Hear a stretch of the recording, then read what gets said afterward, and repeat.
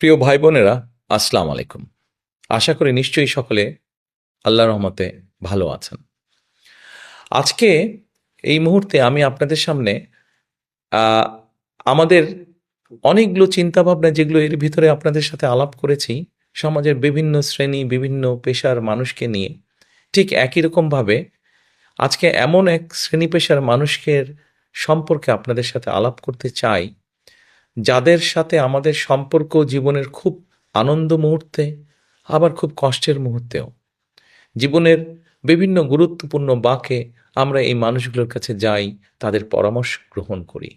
কারা তারা? তারা হচ্ছেন আমাদের সমাজে যারা পরিচিত মসজিদের ইমাম সাহেব হিসাবে, যারা পরিচিত খতিব হিসাবে, যারা পরিচিত মুয়াজ্জিম হিসাবে। এই মানুষগুলোর কথা আমি বলতে চাইছি। এছাড়াও আমি মুসলমান, স্বাভাবিকভাবেই আমি আমার খতিব সাহেব, আমার মুয়াজ্জিম সাহেব, আমার ইমাম সাহেবের কথা আমি যেমন চিন্তা করছি, একইভাবে এই দেশের নাগরিক হিসাবেও অন্য ধর্মেও যারা আছেন, সেই ধর্মের ধর্মীয় প্রধান যারা আছেন, তাদের কথাও আমরা চিন্তা করছি। এখন চিন্তাটা কি?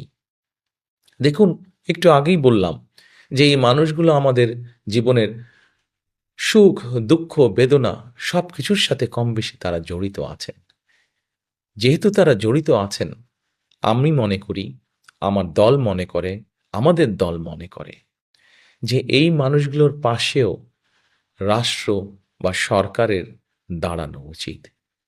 এখন জিজ্ঞেস করতে পারেন আপনারা, কিভাবে দাঁড়ানো উচিত?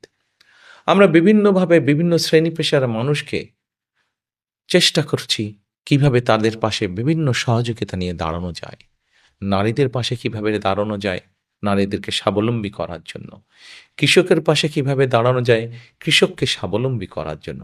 ঠিক একইভাবে আমরা চাইছি যে আমাদের যে খতিব সাহেবরা আছেন, আমাদের যে ইমাম সাহেবরা আছেন, আমাদের যে মুয়াজ্জিম সাহেবরা আছেন, অথবা অন্য ধর্মের যারা ধর্মীয় প্রধানরা আছেন, এই ব্যক্তিদের জন্য আমরা সরকারের পক্ষ থেকে একটি মাসিক সম্মানের ব্যবস্থা করতে চাইছি, যাতে করে তারা সমাজে সম্মানটা বৃদ্ধি পায় তাদের, যাতে করে তারা একটু হলেও সমাজে সচ্ছলভাবে পরিবারকে নিয়ে চলতে পারেন।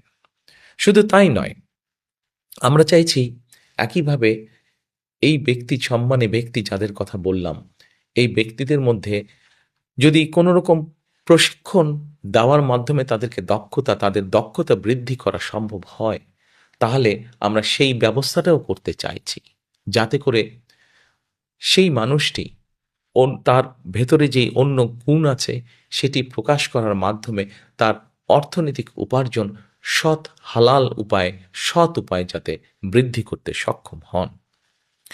আমরা ইমাম মুয়াজ্জিম কল্যাণ ট্রাস্টকে প্রকল্প গ্রহণ করার মাধ্যমে আমরা এটাকে সময় উপযোগী করার মাধ্যমে এটাকে শক্তিশালী আমরা করতে চাইছি। আপনাদের হয়তো অনেকেরই জানা আছে, 1993 সালে বিএনপি সরকার প্রবর্তন করেছিল মসজিদ ভিত্তিক শিশু এবং গণশিক্ষা কার্যক্রম, যেটা সারা দেশে বিস্তৃত। আমরা এটিকে আবার সুন্দরভাবে চালু করতে চাইছি, যাতে করে আমাদের সামাজিক যে মূল্যবোধ, পারিবারিক যে মূল্যবোধ, ধর্মীয় যে মূল্যবোধ, এগুলো আমরা আমাদের শিশুদের, আগামী প্রজন্ম যারা, ভবিষ্যৎ যারা, তাদের মধ্যে সুন্দরভাবে এই মূল্যবোধগুলোকে যাতে স্থাপন করতে পারি। এই জন্যই এই প্রকল্পগুলো আমরা গ্রহণ করতে চাই, কারণ আমরা চাই একটি সুন্দর সমাজ, একটি সুন্দর দেশ, একটি সুন্দর পরিবেশ সবার জন্য গড়ে তুলতে। আমরা আশা করব এই যে আমাদের ধর্মীয় নেতা যারা, তাদের পাশে আমরা যে দাঁড়াতে চাইছি, এই ব্যাপারে সারা দেশের মানুষ আমাদেরকে সহযোগিতা করবেন। পরিশেষে আপনাদের সকলের সহযোগিতা কামনা করে আমার বক্তব্য শেষ করছি। সকলে ভালো থাকবেন। আল্লাহ হাফেজ।